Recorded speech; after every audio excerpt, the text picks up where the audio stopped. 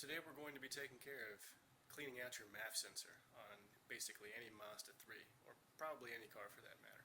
The benefits to doing this are going to be restoring back some fuel efficiency, as well as just making sure that keeps your fuel trim levels at a nice even pace. After about 50,000, 100,000 miles, it's probably a good idea to take care of this. Some people would recommend doing it a little bit sooner, but honestly it just all depends on how gunky your car gets, what kind of conditions you drive it in. When you pull the MAF sensor out, you'll get a good look at it and see how rough shape it is and how much dirt you have clogged up in there. So let's pull it off and take a look. Now before we get started, you're going to need to grab a couple items here. The first thing you're going to need is probably going to be a flathead screwdriver. You can also use a Phillips head. There'll be one plastic screw on the side of the forced induction to the battery compartment, and I'll show you what that looks like here in a moment. You're going to need an Allen wrench. Don't ask me what size, I completely forget, but if you get yourself a set, I guarantee the size is going to be in there. Then you're also going to need some mass airflow cleaner. It's basically a very easy low cleanup type of cleaner. It really doesn't damage anything that you spray it on. It actually dissipates in the air rather quickly, so it evaporates real quick. So you can feel free to do this in your garage, spray it on the floor, basically on anything, and it's just going to evaporate within the next 10-20 seconds or so. So those are the first few items you're going to need right there. And now we're going to go ahead and take a look at the area where the mass air. So now on my car here, I've got a modified air induction here. It's basically a short ram intake. So it's going to look a little bit different than yours if you have a stock car. However, this is the area here that we're going to be working in, so we're going to need to remove the fresh air induction here into where the battery compartment is. We're going to take all that off so we can get main access right to the actual part that we need to take care of. It's going to be real simple. So like I said, removal's pretty easy. Right over here on this side, well, first of all, you can take off your battery compartment cover. So we're just going to pop those off. We can just set that right aside right here like that. Next, you're going to have this induction fresh air tube, which basically keeps tries to keep the battery cool by bringing in cool air from the front of the engine, from outside right into the battery. It helps maintain the battery's life and keeps it at a nice temperature during heavy loads and while it's being trucking down the road. So you're going to have one little basically plastic rivet here that's got a Phillips head screwdriver on it. You can essentially pop that out just by twisting slightly and then pull the thing out. Once you do that, you just simply lift and pull the entire unit out like this. That's going to provide you with the access to the space that we're going to need in order to get at the MAF sensor. Remove the battery cover and the fresh induction tube to the battery. You'll have access to everything that you're going to need. If you've got a cold air intake or a modified intake plenum on here, you're going to see basically something that looks like this, a tube, and then of course you'll probably already know that this is your MAF sensor because you've probably already done some work on it. However, if you've got your standard stock box, this MAF sensor is going to be sitting up here, more towards the top, and will be a little bit easier to work on because you'll be able to see everything you need to do. There's a few little things to take care of. First of all, you'll have this plug here that you're going to need to detach, and you can do so by just pressing down on the little button tab on the back here and pulling it out. That'll remove the piece for you. Now mine came out really easily because I actually pre-pulled it just so I can make this demonstration a little bit easier. We'll set that aside and then we'll go ahead and grab ourselves a hex wrench. Just go ahead and take care of that one screw there, and there's one more screw right there as well. Now keep in mind, when you pull this item out, you don't want to bang it, you don't want to drop it. It is very fragile. There's two small capacitors on the inside of there that are very thin wires, and heavy shock could possibly potentially break them, and the item itself isn't very cheap. It's somewhere in the range of $150 to $200 or so. In some cases even more depending on your vehicle model. So you want to be careful with that. So we're going to go ahead and grab our hex wrench and we're going to go ahead and pull that out, and I'll show you what it looks like. So here we are, we've got our hex wrench now, and we're going to essentially start taking the screws out. Now when you go to reassemble this, you don't need to put these screws in very hard. As you can see, there's a gap between here and the actual spot. Now on the stock box I don't believe that gap exists, but we're going to go ahead and remove the screw.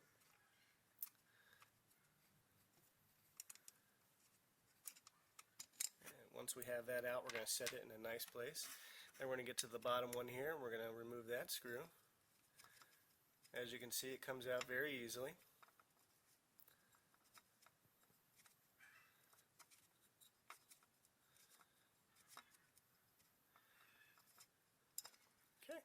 Now that we've got that screw out, we can gently pull out the MAF sensor. And this is what you're looking at right here. This is your MAF sensor. It's got basically two parts to it, as you can see here. I'm going to go ahead and get in some light so we can look at it a little bit easier. Set that down.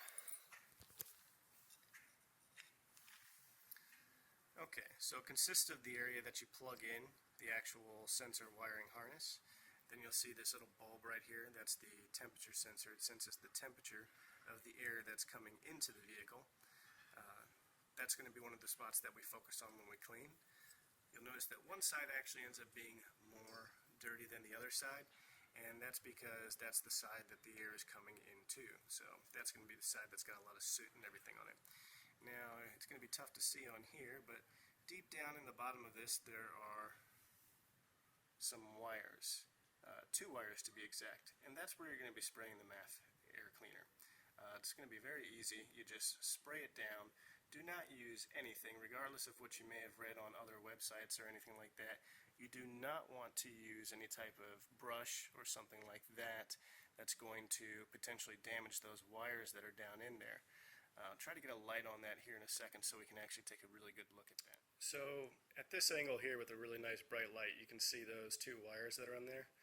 Those are what we're going to be spraying down to clean. We're going to go ahead and grab our MAF sensor cleaner, and we're just going to spray the heck out of it. Turn it upside down, shake it very gently. It doesn't take a lot to clean this stuff, so you don't have to worry about getting a brush into there and actually damaging those wires. So remember, just spray it good, spray it a lot. That stuff that we're going to use evaporates immediately, and you'll see what I'm talking about. Okay, so here we are. We've got our mass airflow sensor cleaner and our mass airflow sensor.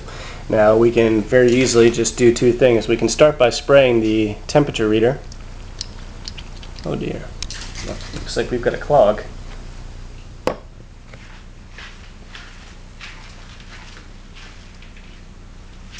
Okay, so I've ran into a little bit of a setback. My mass airflow sensor cleaner that I had, after the last time I used it, I guess the valve on the top got stuck and it must have expelled the rest of the gas in the can. So it actually doesn't expel the item like it's supposed to. But that's okay, it's not going to stop me from finishing this off and telling you what you need to do. Because essentially, it doesn't matter, you're just going to spray the crap out of this thing, and anything that gets in it is going to dry out of it in the next few seconds anyway. So spray it, turn it over, let the material come out, shake it up a little bit, spray it again, shake it up, let the liquid fall out, and it'll just evaporate. Do that a couple times till you look in there and you can see that that looks very clean. Do that for both the sensor area here on the side that looks like basically a teardrop, and then of course on the inside right here. You can spray the whole thing. You can even go ahead and rub down this. One more thing you might want to do is with a very small eyeglass repair kit, just remove the rubber grommet that's on here first. Take that off just so that you don't want to get that super cold where it just dries and cracks. So you can take that off. I'll show you what it looks like here. You'll see this O-ring. You're going to just kind of pry that off nice and gently, pull it off, and then go ahead and when you're done, put it back on. But don't forget to put it back on because it's important to have that seal on the sensor. So now we're going to go ahead and reinstall this back in here. We're going to grab our wrench.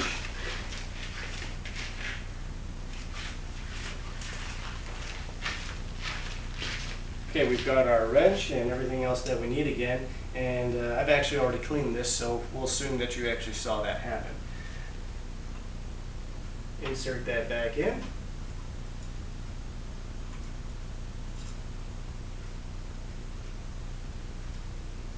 Now remember I said you don't have to put a lot of stress into tightening this down.